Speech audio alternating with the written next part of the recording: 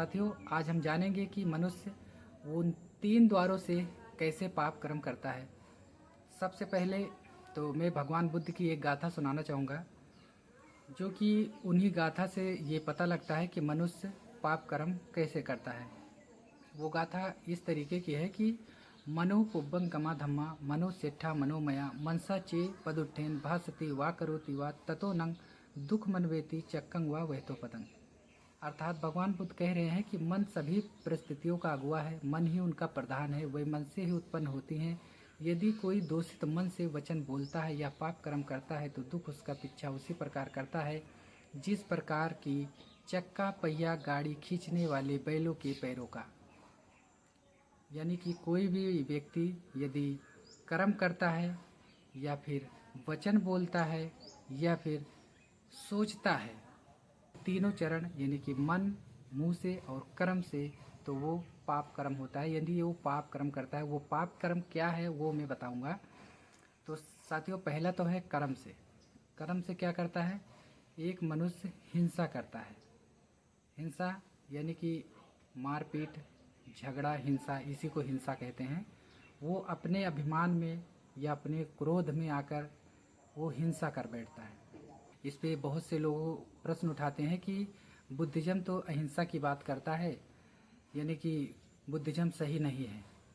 Buddhism में तो जो रहे तो वो हिंसा ना करे, चाहे उसको कोई गला भी काट दे उसका कोई भी, तो ऐसा तो साथियों ऐसा नहीं है। हिंसा यानी कि भगवान बुद्ध ने कहा है आवश्यकता आने पर, यदि आपको लगता है कि आपके प्राणों पर अत्यधिक प्रहार हो रहा है या फिर कोई आपके प्राण लेना चाहता है, तब आप अपने बचारों के लिए आवश्यकता जितनी हो उतना आप हिंसा कर सकते हैं। ये है सच्चाई। लेकिन आप अपने अहंकार के वशीभूत होकर या फिर आप अपने एटीट्यूड में होकर आप हिंसा ना करें, समता में रहें।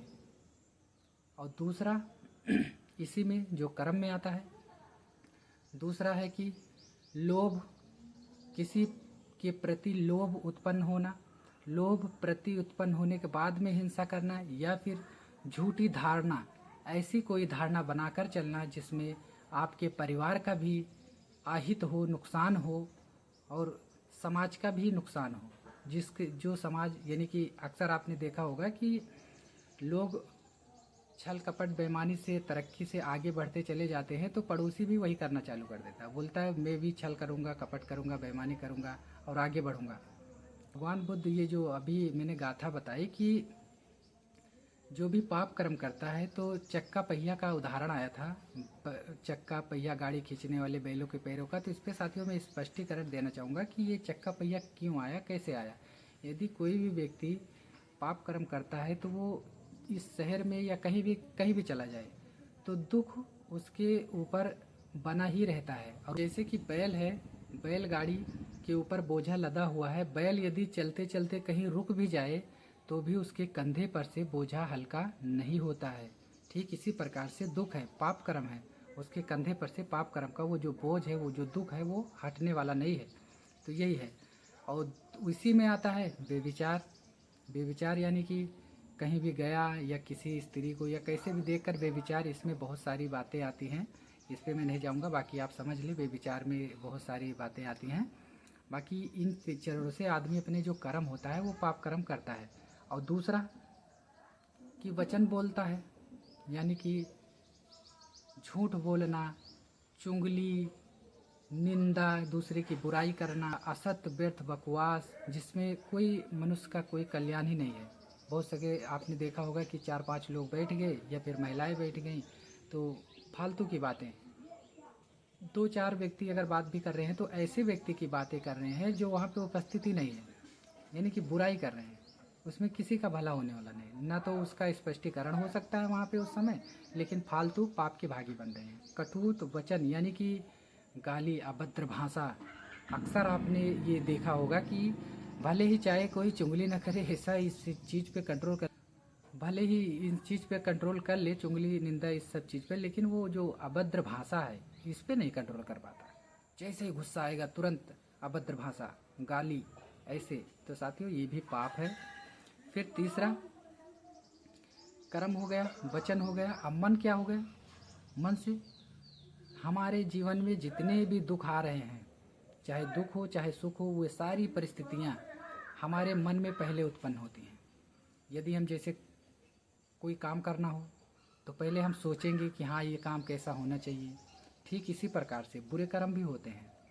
हम किसी के प्रति हिंसा करना है तो पहले प्लान बनाएंगे, किसको उसको कैसे मारना है, अच्छा उसको कैसे नुकसान पहुंचाना है ताकि उसका ज़्यादा नुकसान हो। ऐसी धारणा बनाएंगे, बड़ा षड्यंत्र रचेंगे, ऐसी कोई धारणा बनाएंगे जिसमें पूरे गांव समाज को या फिर ऐसे मित्र को उसमें खींचेंगे। अब जैसे मैं सीधा टॉपिक पे आता हूँ कि जैसे अभी हाल ही में नवरात्रि आने वाली है कि नवरात्रि में क्या होता है। लोगों को ये पता ही नहीं है कि वो जो माता है उनकी भी जो बुक होती है, जो किताबें होती है, उनको भी पढ़ने में कोई इंटरेस्ट नहीं है। बस वही छोटे छोटे मोटे मोटे आरती भजन कीर्तन, बस यही। लेकिन उनका भी अगर इतिहास पढ़ा जाए उठाकर तो देखा जाए कि वो माँ क्या थी, उनके हाथों में हथियार क्या है, तो उन पर भी उंगलियाँ उठती हैं। लेकिन इससे क्या पड़ा है किसी को। लेकिन क्या करते हैं, मनोरंजन। जो भक्त होते हैं, जो इंसान वहाँ पर जाते हैं, आप स्वयं इस चीज़ को शायद देखते भी होंगे कि ज़्यादातर बेविचार होता है। लोग एक दूसरे की बहन बेटियों को देखेंगे, झूठी धारणा, बेविचार। उसमें क्या होता है, खेला करेंगे तो उसमें भी एक दूसरे में बेविचार झलकता रहता है और लोग षड्यंत्र रचते रहते हैं कि अरे वो मतलब दूसरों की माँ बहन बेटियों के बारे में वहाँ पे अक्सर यही होता है। मैंने खुद देखा है, मैं खुद गया हूँ, देखा हूँ, सुना हूँ। 9 दिन तक कितने कांड होते हैं।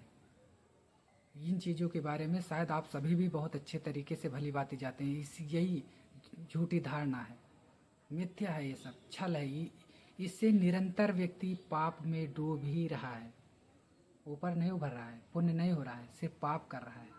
और वहाँ पर जाने वाले प्रत्येक हर एक व्यक्ति जो भी उसको समर्थन करते हैं वो सब उसी अंधकार के चपेट में आने वाले हैं। ये चीज़ें उन्हें पता नहीं है, लेकिन राग लगा है, मनोरंजन, एंटरटेनमेंट, मज़े लेने के लिए जाते हैं। कोई आस्था। लोगों को ऐसी धारणा में ना फंसाएं कि उसका भी कल्याण ना हो और जो है अपना पाप के भी भागी बने। कल्याण ऐसा होना चाहिए कि जो परमानेंट आदमी जब तक जिए तब तक या फिर मृत्यु के लास्ट तक उसका कल्याण वो स्वयं अनुभव कर सके, वो कल्याण होना चाहिए। तो साथियों, बाकी मुझे उम्मीद है आप समझ गए होंगे कि वचन से, कटुत वचन या झूठ बोलना, चुगली निंदा, असत्य, व्यर्थ, बकवास, ये सारी चीज़ें हमें वचन से यानी कि नहीं बोलना चाहिए। अगर बल्कि और अच्छा बोलना चाहिए, तभी हमारा पुण्य कर्म में गिना जाता है। और कर्म के द्वारा हिंसा नहीं करनी चाहिए, बेविचार नहीं करना चाहिए, चोरी नहीं करनी चाहिए। ये जो हम कर्म करते हैं ये हो गया। और मानसिक से, दिमाग से जो हम सोचते हैं, किसी के प्रति वैर भावना रखते हैं, घृणा रखते हैं, द्वेष रखते हैं, ये हो गया हमारा मानसिक से। तो साथियों, ये तीनों चरण है जिससे मनुष्य पाप कर्म करता है। तो इसी का ठीक उल्टा हमें जो जो नहीं करना चाहिए वो काम करना चाहिए, यानी कि अच्छे कर्म करने चाहिए, अच्छे बोलना चाहिए, अच्छी मैत्री भावना, अच्छे कर्म करने चाहिए, दूसरे के कल्याण की भावना दिमाग में रखनी चाहिए ताकि हमारा भी भला हो सके और दूसरे का भी भला हो सके। किसी के प्रति लोभ ना होना चाहिए, बल्कि और दान देने की इच्छा होनी चाहिए। ये सारी भावना होनी चाहिए, तभी हमारा, यदि हम जिस दिन ये काम शुरू कर देंगे उसी दिन सोचना ही जिस जैसे स्टार्ट कर दे उसी दिन हमारा पुण्य में हो जाता है, लिख जाता है कि हाँ ये व्यक्ति पुण्य कर्म करेगा, यानी कि करने के लिए इच्छुक है तुरंत उसी पर। तो साथियों, इतना ही। जय भीम नवोदय। वीडियो पसंद आए तो लाइक, कमेंट, शेयर जरूर करें और अपनी राय जरूर दें।